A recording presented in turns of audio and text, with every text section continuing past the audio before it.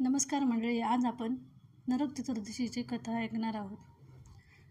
प्रयागज्योती विषपूर नावाचे राज्य होते. तिथे नरकासूर नावाचा राक्षस राज्य करीत होता. नरकासुराने तप करून ब्रह्मदेवांना प्रसन्न करून घेतले व कुणाकडूनही वध होणार नाही असा वर मागून घेतला. नरकासूर प्रजेला त्रास देत होता, प्रजेवर अन्याय व अत्याचार करीत होता. त्याने अनेक राज्यांना तुरुंगात डांबले होते. एवढेच नाही तर 16,100 कन्यांना बंदिस्त केले होते. नरकासुराने अनेक ठिकाणची संपत्ती लुटली. त्याने लाचेपोटी देवमाता आदितीची कुंडले व वरुणाचे विशाल छत्र मिळवले.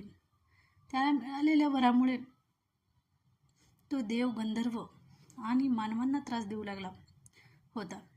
भगवान श्रीकृष्णांना हे समजल्यावर ते अत्यंत संतापले. त्यांनी नरकासुराशी युद्ध करण्याची तयारी सुरू केली. नरकासुराला एका स्त्रीच्या हातून मरण्याचा शाप मिळाला होता, म्हणून भगवान श्रीकृष्णाने आपली पत्नी सत्यभामा हिच्या मदतीने नरकासुराचा वध केला. नरकासुराचा वध झाल्यामुळे सर्व प्रजेला आनंद झाला. नरकासुराच्या बंदिसातील 16,100 कन्यांची सुटका केली.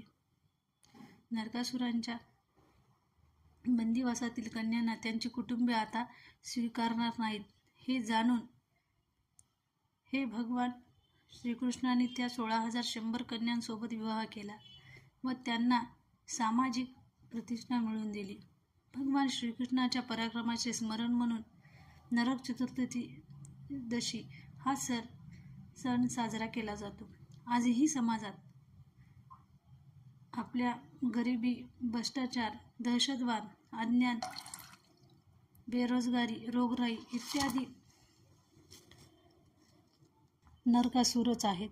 त्यांना नष्ट करण्यासाठी आपल्या प्रत्येकालाच भगवान श्रीकृष्ण बनून त्याचा नाश करून समाजाला सुखी करायचे आहे. चला तर आपण आपल्यातील असलेल्या वाईट गोष्टी, वाईट कर्म याचा नाश करूया आणि इथून पुढे चांगले कर्म, धर्मदान करून आपले आयुष्य जगूया. आपण सर्वांनी मिळून नरक चतुर्दशीची आनंदाने साजरी करूया.